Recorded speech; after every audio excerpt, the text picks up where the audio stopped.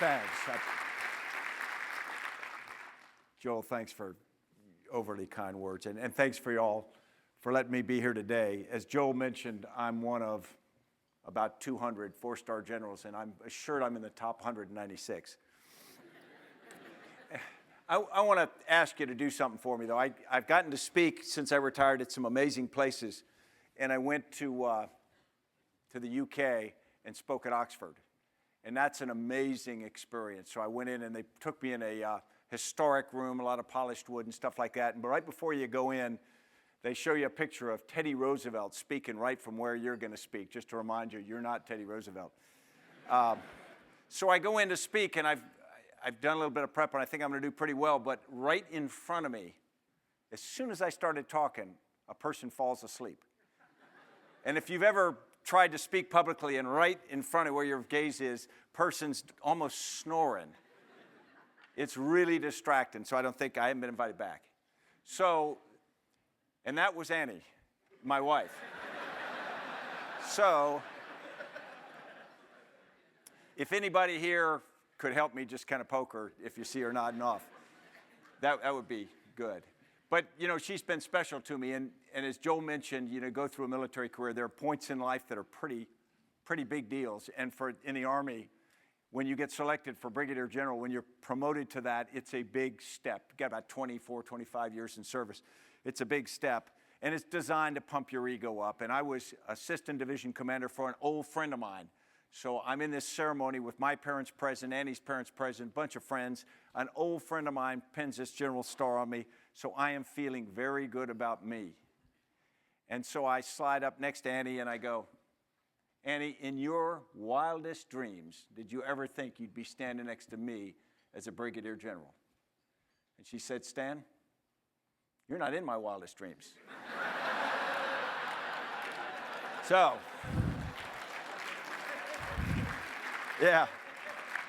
So my ego is well in check, and it's right there. So thanks very much for letting me be here. What I thought we'd talk about a little bit today is leadership, because it's something that we all know a lot about. We all know most of the right answers, but we as a group and as a nation tend to struggle getting the answers right. So sometimes we got to sit and look at very strong statements. A lot of people say this now. And if you believe that, whether you do or not, you'd have to believe this.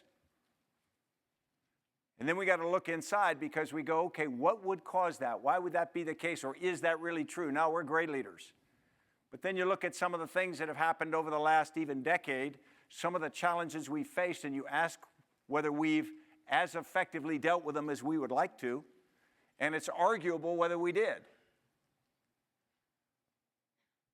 So you come to the question, okay, why? Have we gotten stupid? Have we gotten lazy? Have we gotten selfish? What has caused us to be so concerned about the level of leadership in America? And I've got a few thoughts. First off, I don't think we've gotten stupid. I don't think we've gotten soft. I don't think we've gotten of bad intentions. I think we still want to lead well.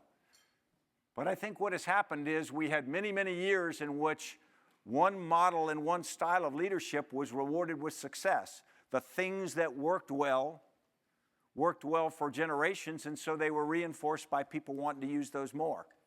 And that's natural. You do what works. But in fact, as things start to change, sometimes you find they don't work as well. Sometimes you get more competition. We do. As Tom Friedman will tell you about the world being flat, it's much closer than it used to be. We're not competing with the people next door. We're competing with everyone now. Also, things happen faster. We communicate faster. It all goes at a speed. You can't be in a front office and let things come up at the speed of paper through a bureaucracy and be relevant anymore. They're more complex. They've always been complex, but I'd argue it's probably more than ever. And, you know, when you tell everybody to do something, if you're the great leader in the front office, they don't always do it with quite the speed or dedication that you wish they were. The discipline of a lot of things in our society, look at our political parties, don't respond like we think they did or like we think they should. And so what I think we've got now is a gap. We had a very successful model, or at least it was successful for many people, and suddenly we've got a requirement that's different from what we had, and so it's not working so well. Now, this was something that I think I personally experienced in my career in the military, and so maybe I can put it in that context. For me, where it began, in April of 1980, I was a young Special Forces officer, a Green Beret, in Thailand. And thousands of miles away from where I was, something happened that changed the rest of my career. And I had no idea at the time that it would. And what occurred was, in the deserts of Iran, a mission called Eagle Claw, which was President Carter's directed rescue attempt to bring Americans captured, held hostage in the American embassy in Tehran, failed. And it failed very publicly, it failed very painfully. What happened was the raid force went in two groups. It went in helicopters and it went in C-130 aircraft. And on the ground, the helicopter maintenance got to the point where they had to abort the mission. And that was disappointing. Then as they were moving to pull that force out, a C-130 fixed-wing aircraft and a helicopter collided, produced a fireball, killed 8 Americans, and caused the mission to have to be aborted, of course, publicly now. The tragic loss of life, the failure of an American mission to bring Americans home. And put this in context for you. This was about 5 years after America had pulled out of Vietnam in great frustration. And it was 4 years after Israel had pulled off the raid at Entebbe with tremendous success. So what happened was you had America, the forces that I was a part of, called to do a national mission and end in failure. And it was extraordinarily important. It was extraordinarily important, not just because what happened, but because what people did about it. To a degree, I would argue that had that mission been successful, America's Special Operations Forces now, which you read and see so much about, wouldn't be what they are because people would have been satisfied with the status quo. Instead, what happened in that community is people said, never again. We'll never be called on and not be able to do what the nation asks us to do and needs us to do. And so a change began. And it started by taking some units which has existed and some units which were stood up, very specialized forces like the SEALs, Rangers, etc. And those forces were honed for the missions that people thought were going to be required. And very quickly, they became world class. I mean, they became as good or better than what anyone had in the world. And they became successful in a number of places around the world, Panama, Grenada, other places. They had extraordinary success in doing what the nation asked.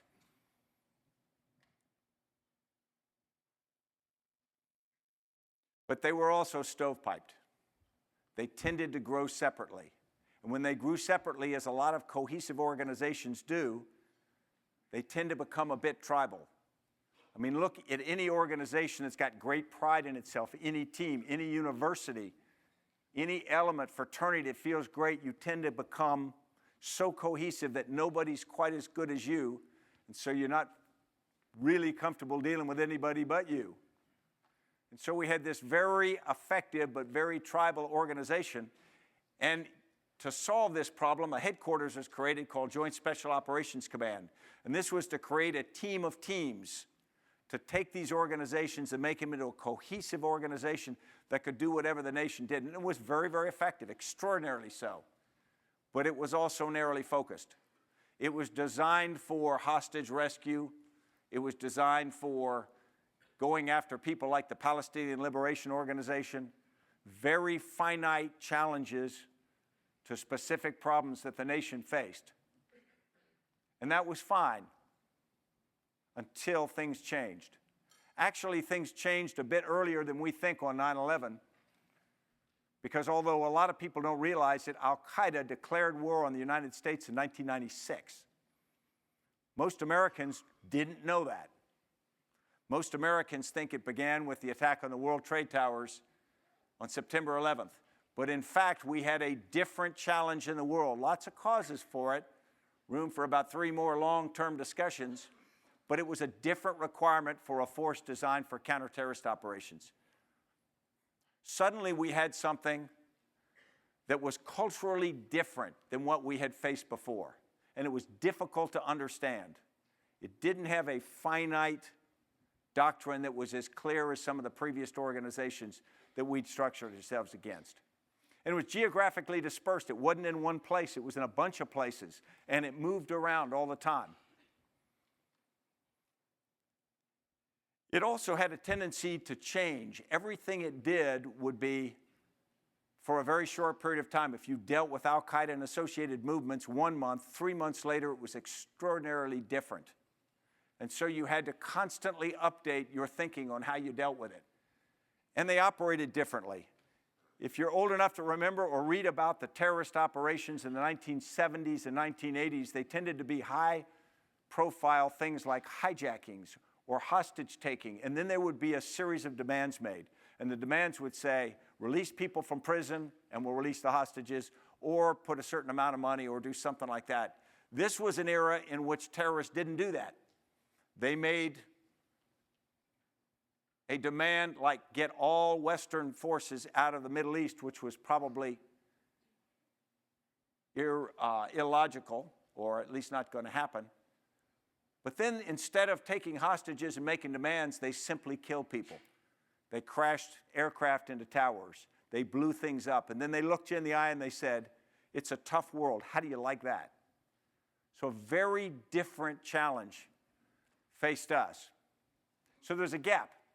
There was a very narrow, very effective, focused capacity against a very wide, very different kind of problem.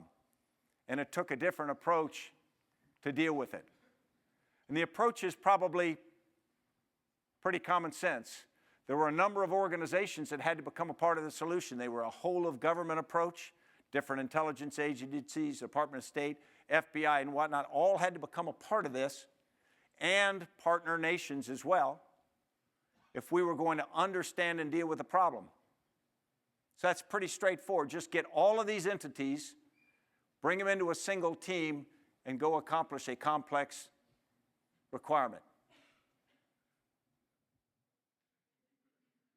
If you've ever been a part of this, I've never seen that happen much, because that's just not the way people operate. It does on paper. It even works on a keynote slide. But this took us several years to pull off because there were some real challenges. First off, we had a counter-terrorist task force that had all these forces in it, and I was the leader, but I wasn't in command. I commanded the military part of it, but everybody else was there on a handshake. So everybody else was there basically on a volunteer basis from their organization or individually, so you can't tell them what to do. I didn't have statutory control. I couldn't hire them, I couldn't fire them, I couldn't give them a pay raise, I couldn't give them a bonus, I couldn't do anything like that. So they're there working as part of this task force, but I don't have the kind of coercive control or reinforcing things that we normally attach to management or command and control. So it required us to lead by influence. Now, if you think military, you say, well, we don't lead by influence. We lead by tell everybody to do this, and everybody does that. That's never been the truth in the military. But in this kind of organization, it was particularly not going to be the truth. So you had to convince people that what you wanted them to do was something that they wanted to do, and it was in their interest. And so we came upon something that was very different from what we expected. The real solution to this was something we came up with called shared consciousness and purpose.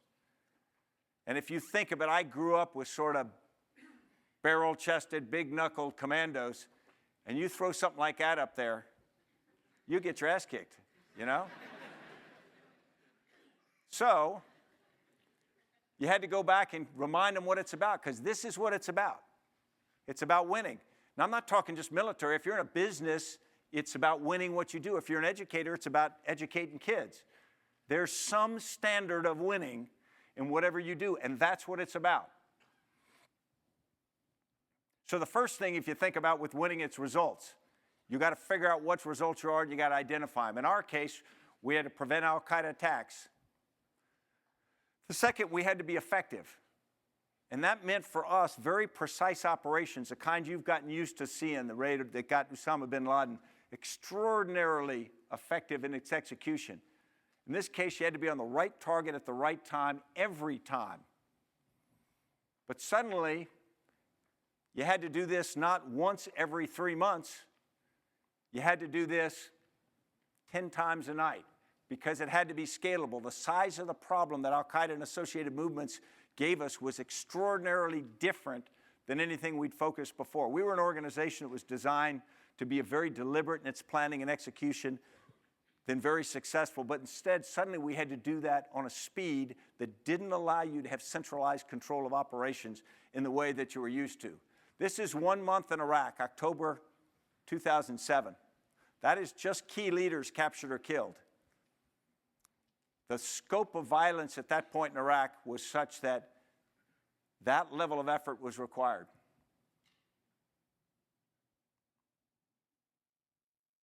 So how do you get there? How do you do that? The solution's pretty clear. In a very complex, constantly changing environment, you got to be operating at the highest level ever, faster than anyone ever even thought about. So how do you get that mission statement from somebody? Do cold fusion by morning. So what's the approach to fixing this? How do you get there? This is the first reflexive way most organizations, and ours did. We're going to do what we already do. We're just going to do it better. We're going to become the best shots, the best pilots, the best everything in the world. We're going to execute so well, and we're going to work harder than ever before. The problem with this is there is a limit to physics. You can get better and better and better. At a certain point, you can't get that much better. The assembly line can't get that much more efficient and faster. Some other way has got to be found. And this is what we came up with. Shared consciousness and purpose. We didn't put it in a big, fuzzy red ball for obvious reasons. And so we spring this on people, and this is great because, that's the obvious answer, right? And then that's the obvious question. I got it, boss. We'll do that. And oh, by the way, what is it? So what do we think it is? This is what we think it is, or what I think it is. It's everybody understanding everything. Obviously, that's an unattainable standard. But everybody having all the same information, not to draw all the same conclusions, but so that everybody has all the pieces of the puzzle, and the combined wisdom gives you the opportunity not to be dependent upon a single person or a few people to direct this organization. And then the second part of it is all these people across the organization feel like they own the mission. If you ask people what their mission is, it's not, hey, I'm here cutting this stone. It's I'm part of a team building a cathedral. And it's really a big change in many organizations. And it was a big change in our organization. So we came up with really breaking it into 3 parts. The first was designing it, and that's understanding what you're doing. We'll talk quickly about it. We're executing it. How do you actually do it? That's where most organizations struggle. And then finally leading it, because that's the most important but the most difficult part. So think about defining winning. We went to Afghanistan in the fall of 2001. We've been there ever since. And yet if I asked everyone in this room what the definition of winning in Afghanistan is, we'd probably get many, many different answers. When I went there in the summer of 2009 to take over, I had different mission statements from different headquarters. I was a NATO general and I was a U.S. commander, and I had 2 different mission statements, which is great. You just pick the one you want. You're always going to be in trouble. So you got to define winning. And then the second is you got to align your strategy. And we had 46 nations in Afghanistan. The bottom line is everybody's got to understand not just where you're going, but how you're going to get there. And if you think about any organization, if you don't have an agreement on how you're going to get there, you're going to struggle en route. And then defining team. What's your team for something? Typically when we define team, we want to say it's the people who wear the uniform we wear. It's the people who operate in the same organization. It's the people whose paycheck are signed by the same person. People in the same school, same hat, same sweatshirt, you name it. But I'll argue that's way too small. The team is whatever community is required to get the task done. So if you think about it, the team required to put this talk on today, the business school, obviously me, somebody had to get me here, somebody had to turn the lights on, somebody's got to produce the power for this, somebody's got to do all the different parts. I'd argue that's the team. And it's much more complex than you think. And one of the problems is everybody's got to understand they're on the team and feel like a part of it. So unlike just the group that is on the target, all the people, the medevac, the people flying Predator UAVs and whatnot, they're just as important as the people doing the actual task, because if they're not successful, the endeavor's not successful. And we've got to reward and motivate people as part of that wider team. Then building a network. We talk a lot about building networks, and that's building, typically we confuse that with just the information technology. We build connectivity to everyone. We give everybody a cell phone, iPad, computer, whatever we're going to use, and we say, okay, we've got a network. Well, in reality, you've got the potential for a network. A network is that connection that actually occurs, that does something. Do people communicate? Do people collaborate? Do people operate more effectively because of that connectivity? And I would say that that's the goal, but they don't automatically. You've got to foster and force communication. This is a picture of Mike Bloomberg. That's where he works in New York City. That's a place called the Bullpen. It's a room a little smaller than this, and he sits in the middle. He doesn't have a private office. This is a billionaire mayor of America's biggest city, and he doesn't have an office. And you go in and talk to him, and you say, well, where do you really meet people? He goes, right here. And if people want to talk to him, they talk to him right there, and it passes information. And it's extraordinarily effective. There he is.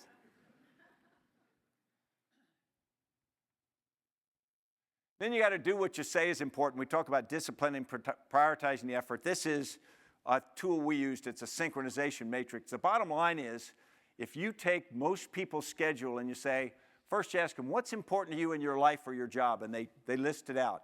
And then you take their calendar or their daily schedule and said, where do you actually spend your time? And you'll find we're very challenged to spend our time against what we think is important. Similarly, our money or anything else we've got, to spend our real assets against what's important to us. And it takes rigorous discipline to make that occur. Then you've got to lead this thing. You've got to build relationships. There's a picture here of two gentlemen, President de Klerk, obviously, of South Africa, and Nelson Mandela. Now, they had two organizations, a white apartheid government and the African National Congress, and they were the leaders of organizations that didn't want to come together. Those two organizations were polarized, and it was producing violence, and it was likely to produce a lot more violence. So you had two leaders who had to make the personal decision to pull themselves into a personal relationship at great risk to themselves politically and even physically, so that their organizations would be pulled toward the center. Now, in my mind, that's leadership right there. Because they led not only their organizations, they led the nation, but they did it through a personal relationship. And these are not two guys who met in a sports bar and hung out. One had to let the other out of prison so that they could build a relationship. Extraordinarily challenging, but extraordinarily important. Something that I'm very interested in is the American Civil Rights Movement. My family's from the South, and I got to watch it as a boy.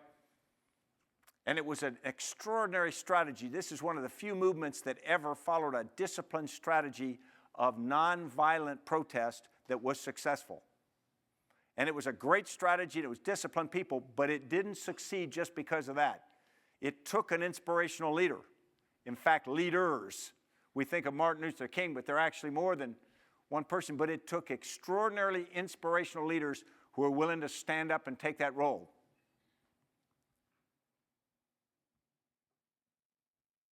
People who are willing to realize that leaders actually lead. They don't follow opinion. And then there's the requirement to change.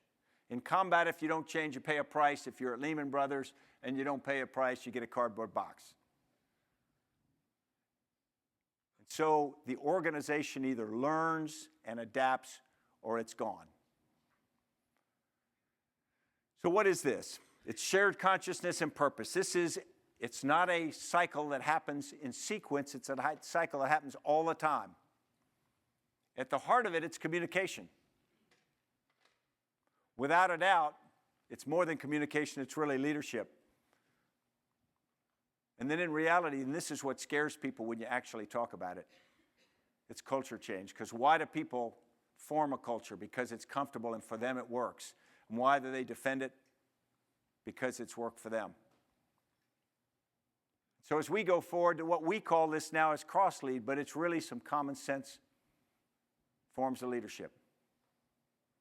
Now I want to talk just about a few leadership intangibles, and then we'll open it up for discussion, because there's an awful lot of this that is enduring, but it's worth talking about.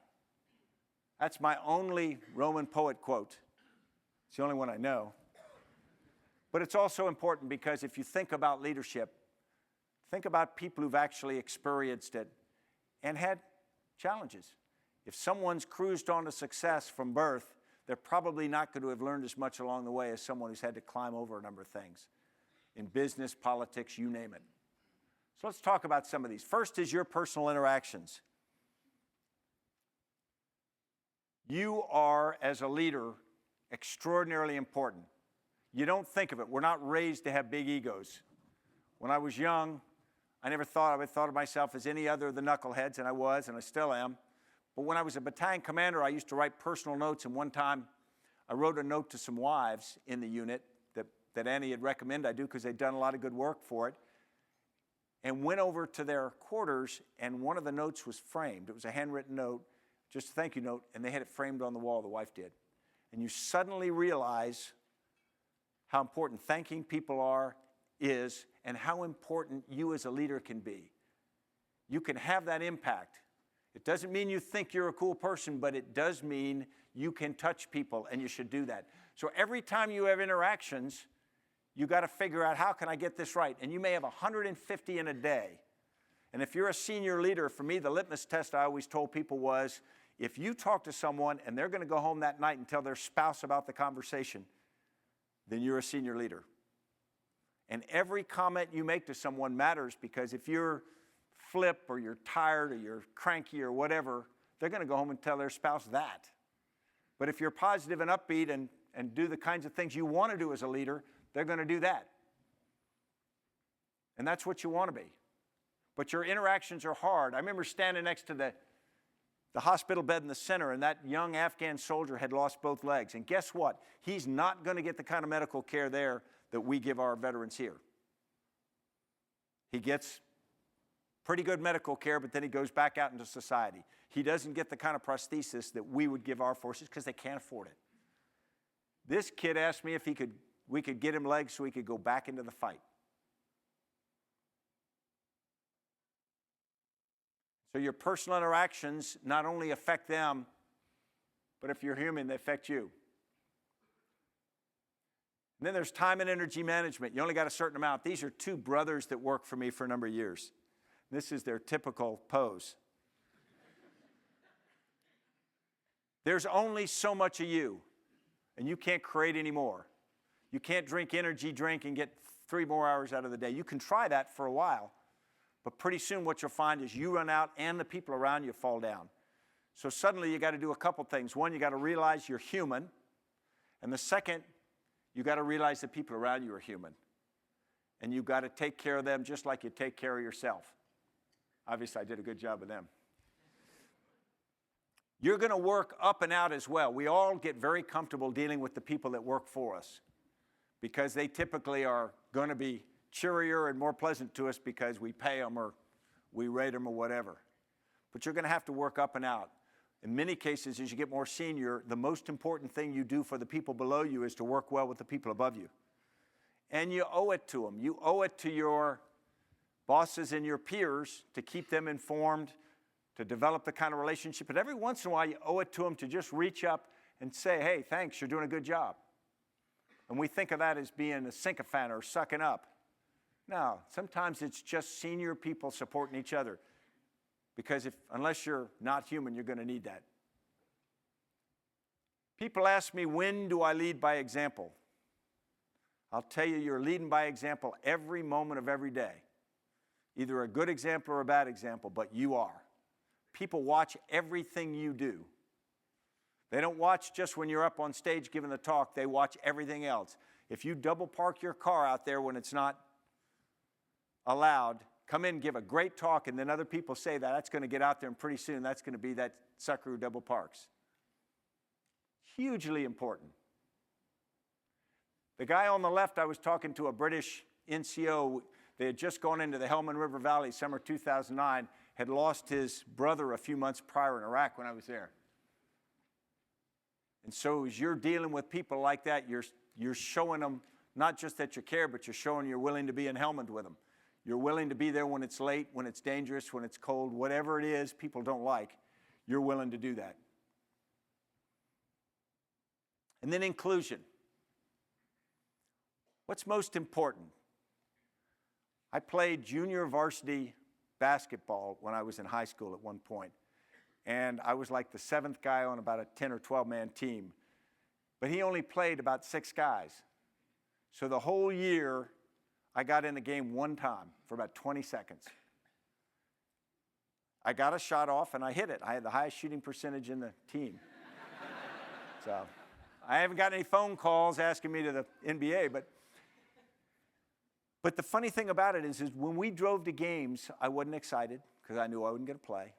And when we won, I wasn't excited or happy. And when we lost, I wasn't upset because I wasn't invested in it like I wanted to be. I wanted to be desperate. I wanted to have those feelings, but I didn't. Now think about it in your organization. If you don't share information, if you don't make people feel a part of it, are they going to celebrate the big win? I don't think, not unless they're different from what I was. It's extraordinarily important to make people feel like they're a part of the whole. And there are a lot of ways you can do it.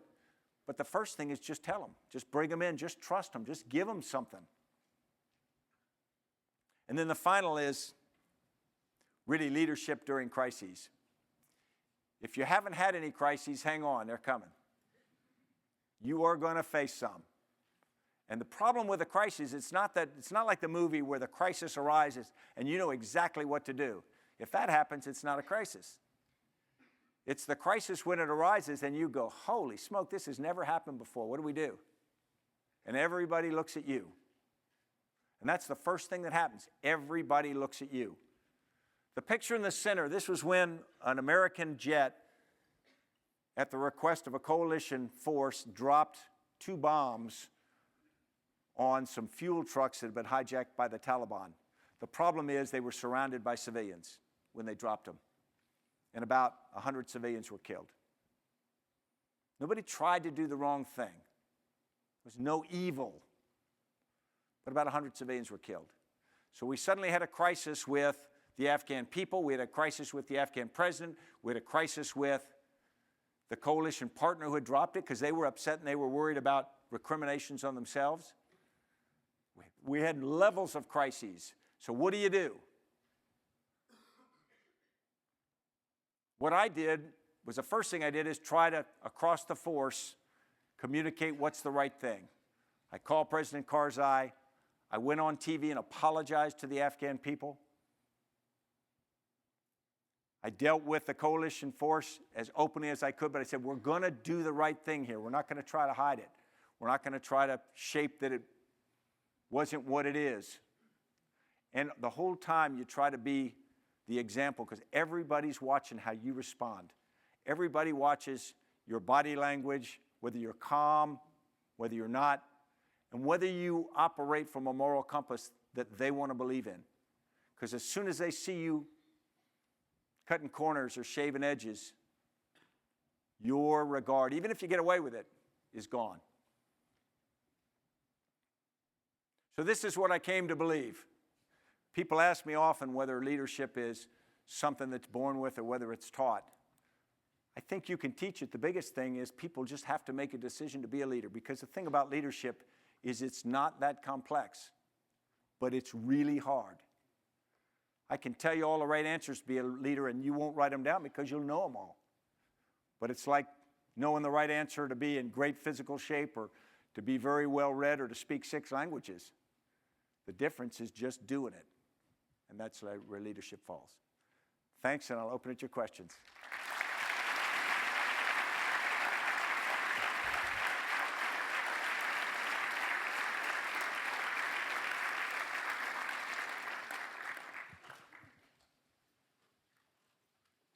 Sir. Hi, my name is Vivek. I'm an MBA 1. I wanted to ask you about, you mentioned time and energy management, and I wanted to ask you about that in the context of your own personal routine. Some of us were talking before the talk. We've read that you only need 4 hours of rest each night, that you eat 1 meal a day so that you don't feel sluggish, and that you run, depending on the accounts we read, 8 or 10 or 12 miles a day. And we even, one of us read that you went running with David Petraeus a couple of years ago, and he learned that he wasn't the fastest person at that Army base. And so what I wanted to ask was, what advice did you give to the officers who worked for you, and you would give for us, even though most of us won't be going into combat situations, about staying fit and healthy and prepared to take on the task of leading, how we structure our days so that we don't waste time and get the most out of every moment in each day? That's really great. First thing is you should hire my publicist who comes up with all that stuff. No, the reality is, and since I'm among friends here, I'll be very honest. Yeah, I eat 1 meal a day, and that's just because I do feel sluggish if I eat more than that. Now, that meal is of prodigious proportion. It's, I describe it as anything I can reach until I fall asleep. So, it's just a habit I got in many, many years ago, and so it's just one of those things. In terms of the amount of sleep, I slept about that because that's how much time I had. If I had more time, I'd be happy to sleep more. And I certainly, when I get the chance, I do. But I did find out that that's about the balance that I needed to, at that point, to do the things I did. And so what I tried to do was hit a balance that made me feel right. I got up early in the morning and worked out because that was important for me to get the day going. Then I had some quiet time alone to work. Then I did most of the day and visit troops and all. And then in the evenings, I start to fade in energy. And so what I learned to do was put those things that don't require analytical thought later in the day. I mean, my staff would learn not to come to me for really good decisions at night. But I could sign stuff. I mean, I could do, those kinds of things. Yeah. I mean, you got to know your limitations. But I also learned to have people around me that really understood. I was very transparent about my battle rhythm and strengths and weaknesses that could fill in the gaps, but could also know when I'm best in the day, how much sleep I need. I had a certain, guy I worked with that just was very protective of that. At times he'd say, stop it, go to bed. That sort of thing is important. I think all those things are really important on a couple levels. One, when you're in an organization, people want to know that you are somebody that they have respect for. I think if your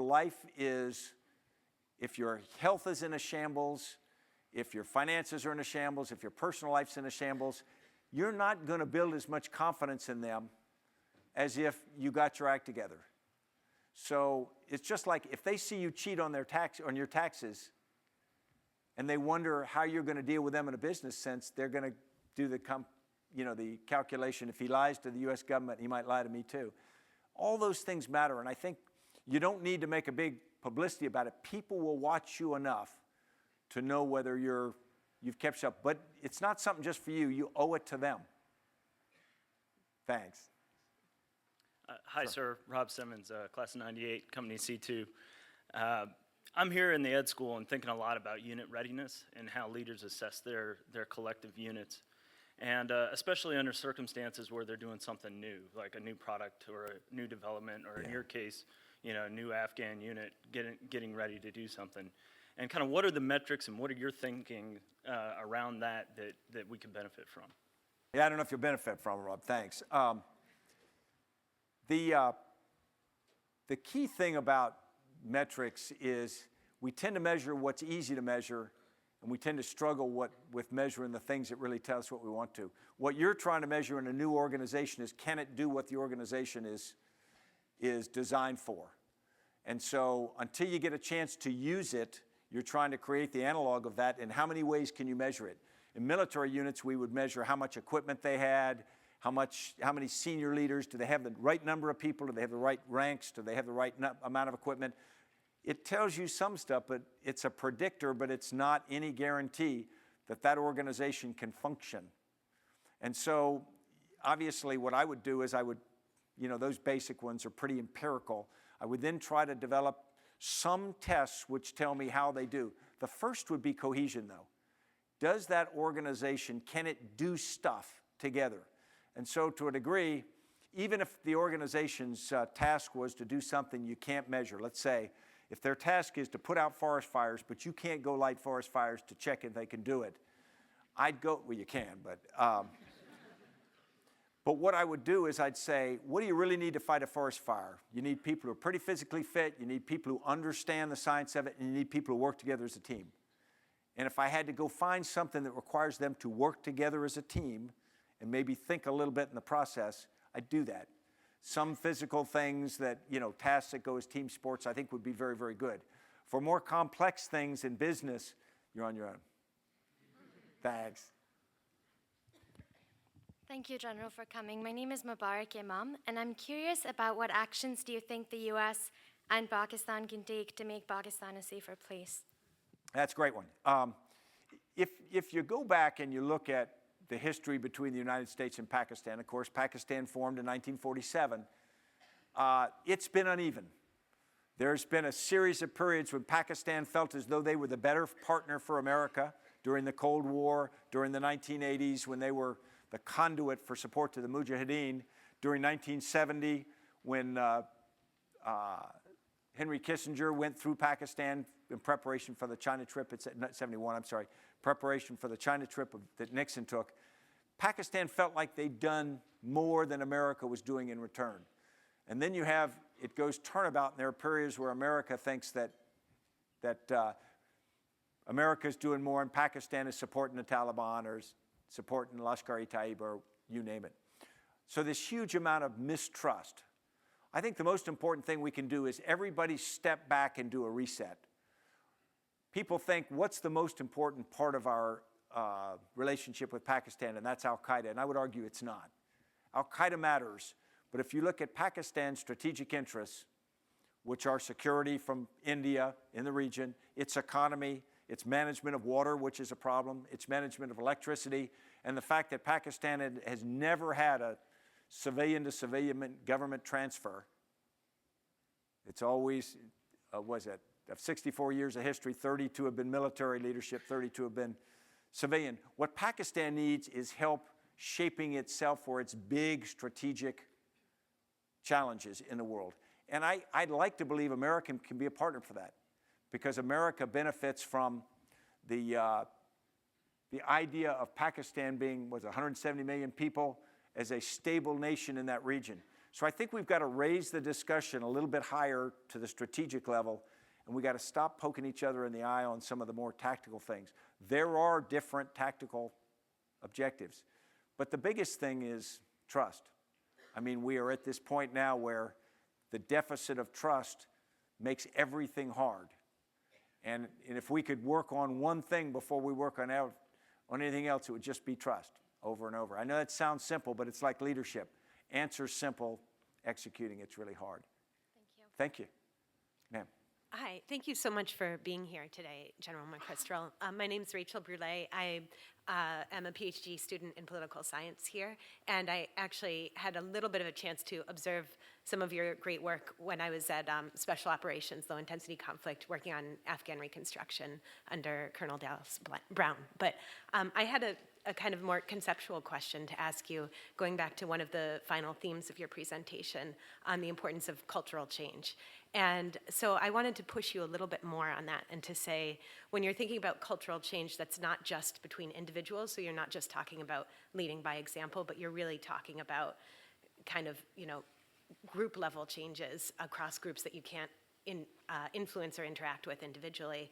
How do you think you help to bring about reflection and really fundamental cultural change? Yeah, great, Rachel. That's tough. I already got Joe Felter here. You know more about it than I ever will. Joe ran the counterinsurgency advise and assist team in Afghanistan, and I just listened to him. So that which went well, I get credit for. That which doesn't, there's the scapegoat. No, and that is a leadership maxim I would offer y'all. The first thing you do in any endeavor is designate a scapegoat. you know. Make sure it's not you. And it's good if you tell them in advance. So, no, cultural change is huge, and it's easy for me to say. The problem with culture is they're there for a reason. Look at the U.S. Civil Rights Movement.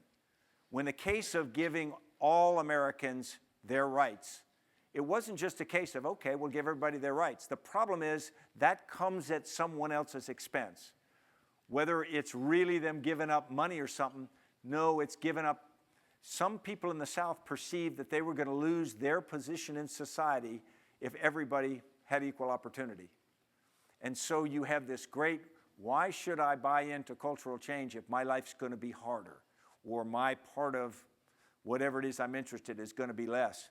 And you have to convince people that, one, it's typically not a zero-sum game. The place can be better, and I think over time people accept that, but near term they have a tough time with it. And you have to make a very cogent argument that says you won't be effective otherwise. When we made the argument in Afghanistan to really focus on counterinsurgency, we didn't get everybody together and say, guys, this is the right thing to do because we love the Afghan people and we want to do the right thing.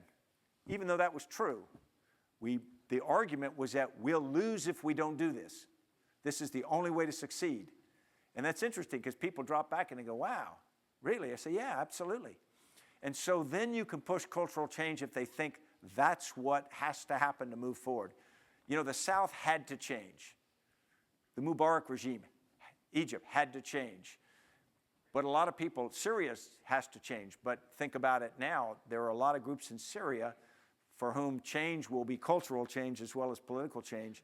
So they're holding on very strongly, to be expected. So you got to make that argument to them, but then you got to accept that there's a group of people who are going to lose equities in the near term. And you kind of have to power through that. It's not going to, most cultural change is not entirely voluntary on groups or people's parts, as you know. Thanks, Rachel.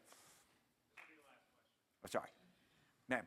General McChrystal, thank you so much for your service to Thank this you. country and for being here today.